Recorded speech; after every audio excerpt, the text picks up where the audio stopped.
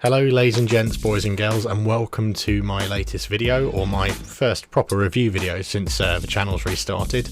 And today I'm going to be doing something a little bit familiar for those who used to watch the channel. It's going to be Rust. We're going to be reviewing Rust in 2020, and a lot of you might be thinking, well, why are you reviewing Rust? Because you did that before, and is it really worth reviewing a 2020 game when you did a review in, I don't know, 2016, 2015? And the answer is absolutely yes, because when I reviewed it in 2015-16, it not long come out of beta stage, and we were all a bit like, is it going to keep updating, is it going to keep developing? And the answer pretty simply to that is yes, it did keep updating, it did keep developing, and it's become an absolutely amazing game now.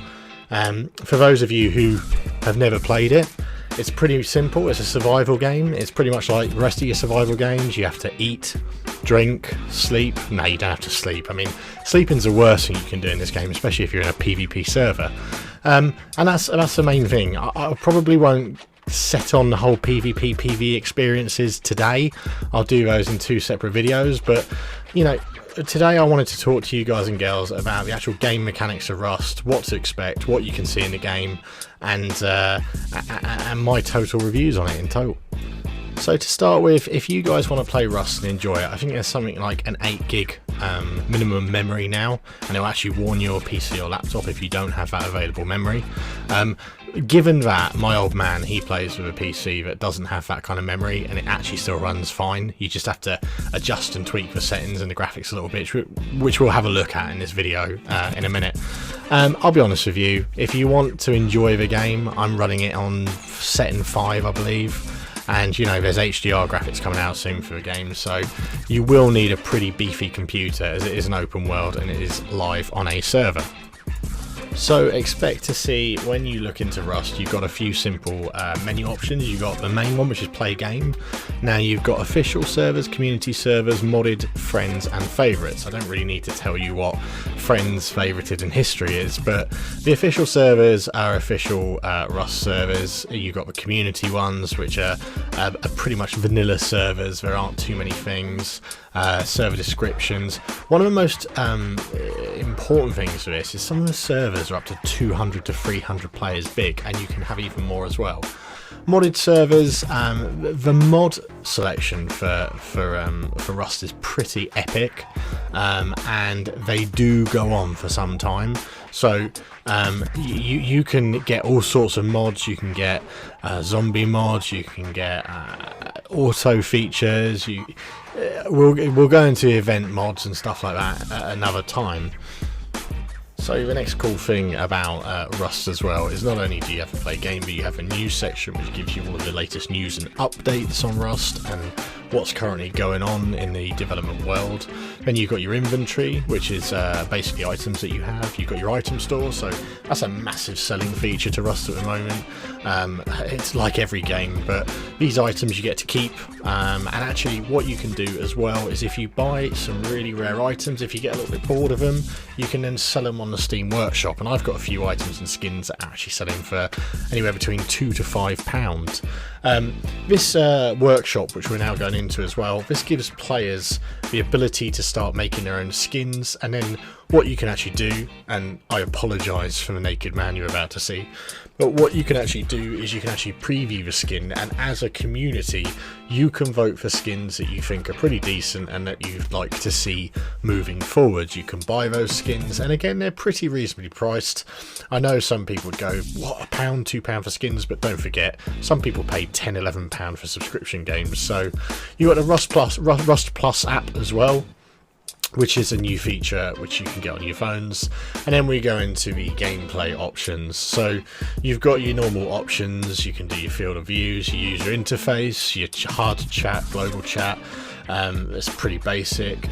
Audio in this game is pretty good as well, especially the surround sound features. Your normal control binds and things like that. It's pretty simplistic, and it's a nice layout in the Rust menus as well. You've got your screen resolution settings, which is awesome, and you've got your graphics quality, so again, a lot to tweak on there. The image effects, your normal, the sun shafts, ambient occlusion, motion blur, all that kind of stuff. And then finally you've got experimental stuff, which I would imagine HDR comes into pretty soon as well. So moving into history, we're going to go on to a server I play on at the moment called the Haunted Barrens, and I'm going to talk to you a little bit more about Rust. So one thing I've got to really highlight, and I've got to really kind of keep telling you guys and girls, is Rust has been one of those games where a lot of these survival games fail really quickly.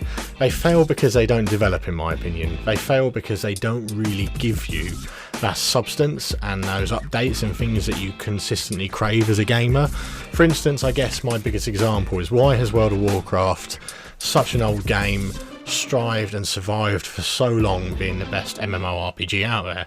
Well, it's quite simple. It's being developed, the content's being given to you, and they're launching so much. I mean, obviously it helps that they're the first ever game out there, but we see so many survival games. One of my biggest bugbearers in survival games is a developer brings out a game, they put it out to you, they sell it to you, and then that's it. They reap the rewards, they never really give you anything back after that. 7 Days to Die, it's a slow progression, it's a slow development. Sometimes you'll wait a year plus to see any kind of changes on a game like that.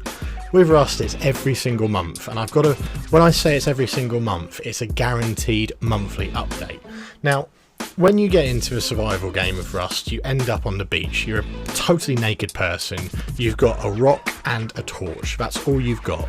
So you have to do the normal, survive for nights, chop wood, break some stone down with this one little rock you have, and develop your character from there. Now, if you're new to this kind of game, I'd recommend you find servers with the wording PvE in them, because that means that you won't be fighting actual proper players and you'll survive some kind of lifespan. If you don't want to go for PvE servers and you're set in your destiny, you're like, I definitely want to experience a PvP player survivability and combat on it, do not join the large servers like Rustified and that. Don't even go there, because they will kill you. You'll wake up every single day and you'll be raided, shot, looted. You guarantee it.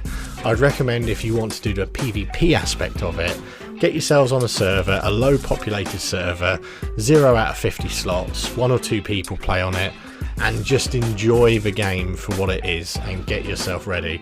I pretty much, my first ever experiences of Rust was dying over and over and over again in a server which claimed that they were noob friendly, and I got killed every single time. And in the end, someone actually took control of my tool cupboard, which gives you access to building your property, and they boxed me in, walled me in, stripped me naked, and then put a sign saying ha ha ha ha ha. And that was almost the end of my Rust experience. I managed to join a big clan, and I was a PvPer, and quite a nasty one actually. And in the end, because I didn't want to keep going out and raiding and killing all the time, I joined the PvE servers, and that's what really opened Rust up to me, especially when PvE servers have a little bit of a purge night, so you can have some fun and kill some players as well when you want to. So, gameplay. What is a gameplay like? The gameplay is absolutely fantastic. Again, there's some kind of client-side issues maybe with performance and things like that, but I mean, I'm running an i7 9700K, 2080 graphics card, 32 gig of memory, so it's going to run okay on my PC. But if your PC is slower, there will be some settings you need to tweak down. It all kind of depends what you're after. If you're after that 144 Hz, 144 FPS, or if you don't really mind that and you're happy to settle for a bit lower.